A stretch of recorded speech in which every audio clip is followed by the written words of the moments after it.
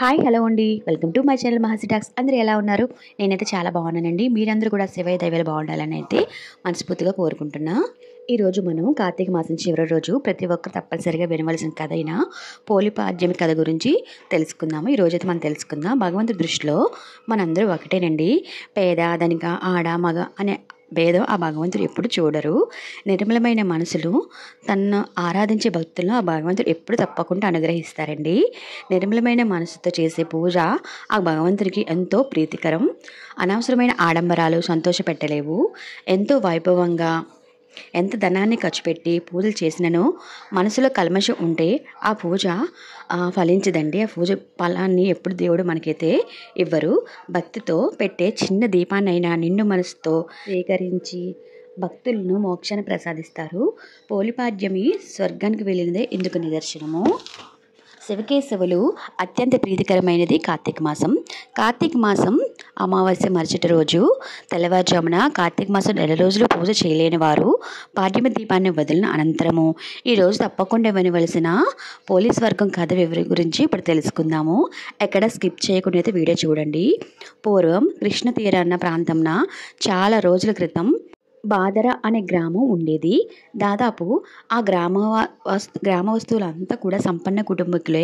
వారితో పాటు చాకలి పోతుడు కుటుంబం కూడా నివసిస్తూ ఉండేది. ఇంటి యజమాని పోతనికి 5 కొడుకులు. వారందరికీ వివాహాలు అయ్యాయి. ఇంట్లో వారంతా కలిసి మెలిసి జీవించేవారు. వారందరితో చిన్న కోడలి పేరు పోలి. ఆమెకి చిన్ననాటి నుంచి దైవం అన్న అపార భక్తి, పూజలు వ్రతాలు అంటే విశేషమైన ఆసక్తి. కానీ ఆమె అత్తగారు మాలి ఈమె పోలి అంటే గిట్టేది కాదు. తనే చేసినవి దైవ పూజలని వేరే చేసినవి కాదని అనుకునే మనస్తత్వం మాలినేది. దాంతో పూజలు ఆచరించాలి అంటే తనను మించిన వాళ్ళు ఎవరు లేరు అనే అహంభావం. ఈ విషయాన్ని మిగిలిన కోడలందరూ కూడా గ్రహించారు. దాంతో వారు అంతే ఆమె మెప్పు పొందేందుకు ఆమె ఎంత అంటే అంతే వంత పాడేవారు. దాంతో ఆమె చిన్న కోడల్ని వదిలి ఎక్కువగా ప్రతి విషయంలోనూ నలుగురు కోడలతో కలుపుగోలుగా ఉండేది.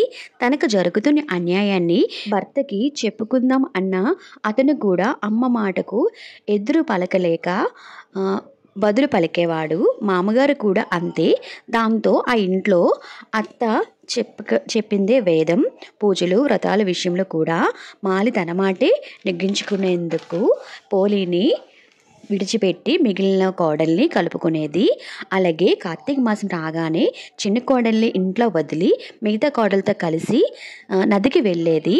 అక్కడ వీరంతా కలిసి నది స్నానం చేసి అరటి డప్పులతో దీపాన్ని వెలిగించి వచ్చేది. ఈలోక చిన్న కోడలు తనకి తెలియకుండా ఇంట్లో ఎక్కడ దీపం పెడుతుందా అని అనుమానంతో దీపం పెట్టుకునేందుకు కావలసిన సామాన్లు ఏవి ఇంట్లో లేకుండా జాగ్రత్త పడి నదికి వెళ్ళేవారు అత్తగారు. ప్రతి దైవ కార్యసమత్వంలో విషయంలో ఈ విధంగానే జరిగేది. మనసుంటే మార్గం ఉంటుందని మాదిరి మనసులో దైవాన్ని నమ్ముకోవాలనుకున్నది నెరవేరేందుకు మార్గాన్ని గాని భగవంతుడు చూపిస్తాడు. ఇందుకని పోలి భక్తికి దీనికి నిదర్శనము. అత్తగారు చిన్న కోడల్ని దీపం పెట్టనివ్వకుండా ఎంత జాగ్రత్తలు తీసుకున్నా అదేమి విచిత్రమో కానీ వీరంతా నది స్నానం ముగించుకొని వచ్చేసరికి ఇంట్లో చిన్న కోడలు పెట్టిన దీపం ప్రశాంతంగా వెలుగుతూ కనిపించేది. అయితే దీపం వెలిగించేందుకు పోలి ఎంతో కష్టపడేది. అయితే ఆ కష్టాన్ని కష్టంగానే కాకుండా ఇది భగవంతుడు పరీక్ష అనుకొని ఒక పరీక్షగా భావించి ఆవిడ ఆ మనసులోనే స్మరించుకుంటూ పెరట్లో ఉన్న పత్తి చెట్టు నుంచి కొద్దిగా పత్తి తీసుకొని దాంతో ఒత్తి చేసేవారు. ఆ ఒత్తికి స్తంభం నుంచి అక్కడక్కడ ఉన్న వెన్న తీసుకొని దీపాన్ని వెలిగించేది. దీపం ఎవరికి కనిపించకుండా ఉండేందుకు దానిపై బుట్ట బోర్లించేవారు. ఇలా కార్తీక మాసం అంతా నిర్విఘ్నంగా దీపాలను వెలిగించేవారు. ఇలా 1 రోజులు గడిచిపోయాయి. ఈరోజు కార్తీక మాసం చివరి రోజు అమావాస్య. ఈ ఒక్కరోజు పరమాత్మ కృపా కటాక్షాలతో దీపాన్ని వెలిగించేందుకు పెట్టగలిగితే అనుకున్న ఆశయం నెరవేరుతుంది.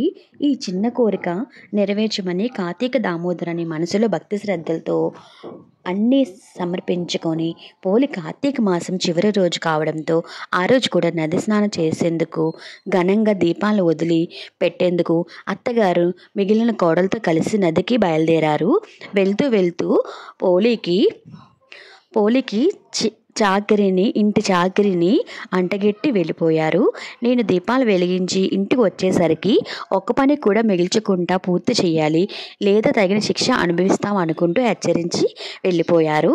అయినా దైవాన్ని నమ్మిన పోలి రోజువారి పనులు కాకుండా అత్తగారు తనకి అప్పచెప్పిన పనులు కూడా భగవంతుని తలుచుకుంటూ భగవంతుడి కృపతో పనులన్నీ పూర్తి చేసి రోజువారీలాగే కార్తీక దీపం వెలిగించింది. పోలి దీపం పెట్టనీయకుండా నీచబుద్ధి అత్తగారు ఎన్ని అవంతరాలు కనిపించినా వాటిని అవలీలగా పూర్తి చేసి ధర్మాన్ని దైవాన్ని నమ్మిన పోలిని చూసి క్షీరాబ్ది వాసులకు ముచ్చట వేసింది. దాంతో పోలిని ప్రాణం ఉంటుండగానే శరీరంతోనే స్వర్గానికి రప్పించుకున్నందుకు పుష్పక విమానాన్ని పంపించారు వైకుంఠవాసుడు పరమానందుడు. సరిగ్గా అదే సమయానికి అత్తగారు నలుగురు కోడళ్ళు ఇంటికి చేరుకున్నారు. పైనుంచి తేజోవంతమైన కాంతితో ఏదో ఒకటి కిందకి వస్తుంది అన్నట్టు పోలి ఇంటి ముందుకు వచ్చింది దిగులైన దేవత విమానం. తమ కోసమే ఆ విమానం వస్తుంది అని వారంతా అనుకుంటున్నారు. దేవతలంతా పోలిని అందులోకి ఆహ్వానించి చెయ్యి అందించి లోపల కూర్చోబెట్టారు. అయితే అది తన కోసమే వచ్చిందని భ్రమపడి మురిసిపోతూ అత్తగారు ఆశలన్నీ ఆశలు అయ్యాయి. ఎలా అయినా వారితో పాటు తమ కూడా స్వర్గానికి వెళ్ళాలి అనుకుంటూ పోలి కాళ్ళు పట్టుకొని వేలాడే ప్రయత్నించెను. ఇసుమంతైనా ప్రయోజనం లేకపోయింది. విమానంలో పోలిని మాత్రమే స్వర్గానికి చేరుకునే అర్హత ఉందని, మీకు అర్హత లేదు అంటూ దేవతలంతా వారిని కింద తోస్తున్నారు. అంతేకాకుండా చిన్న కోడలిని దీపాన్ని పెట్టనీయకుండా దుర్బుద్ధితో ఎన్ని ఆటంకాలు కల్పించిన అన్నిటినీ తన అంచలమైన భక్తితో అధిగమించి కార్తీక మాసం 9 రోజులు ఒక్కరోజు కూడా మానకుండా దీపాన్ని పెట్టి పోలిని శక్తిని ఆ పరమాత్ముడు ఎంతోగానో పరమశించి అందుకు ఆమెను తీసుకొని రమ్మని పుష్పక విమానాన్ని పంపించారు. అందులో దేవతలు చెప్తూ విమానాన్ని ఎక్కుని వేలాడుతున్న మాలిని తమ కోడల్ని చేతులను నరికివేశారు. దీంతో మనం గ్రహించవలసింది ఏమిటంటే అహంకారాన్ని వదిలి మంచి మనసుతో ఏం చేసినా దానిని ఆ పరమాత్ముడు స్వీకరిస్తాడు అని ఆయనకు ప్రియమైనది అని తెలుసుకోవాలి. పోలి ఈ విషయాన్ని తెలుసుకుంది. అప్పటి నుంచి ఆడవారంతా పోలిని తలుచుకుంటూ అమావాస్య తర్వాత రోజు తెల్లవారుజామున అరటిటొప్పల్లో దీపాలు వెలిగించి నీటిలో వదలడం ఆచారంగా మొదలైంది. కార్తీక మాసంలో ఏ రోజు దీపాన్ని వెలిగించకపోయినా కనీసం ఈ ఒక్కరోజైనా కార్తీక మాసం నెలంతటా ఒత్తులు వెలిగించి నీటిలో వదిలితే మాసం అంతా దీపారాధన చేసినంత పుణ్యం వస్తుందని కార్తీక చెప్తుంది. వీలైతే ఈరోజు బ్రాహ్మణునికి ఉసిరిదీపాన్ని కానీ స్వయంపాకాన్ని కానీ దానం చేస్తే మరీ మంచిది. ఈ కథ పూర్తిగా విన్న తర్వాత అక్షింతలు తలపై వేసుకొని ఓం శ్రీ కార్తీక దామోదరాయ నమః అనే మంత్రాన్ని పఠిస్తే చాలా మంచిది. ఈ కథ చదివిన వారు విన్న కూడా చాలా మంచిది. ఈ కథలో ఏం తప్పులుంటే క్షమించండి. ఓం నమః శివాయ.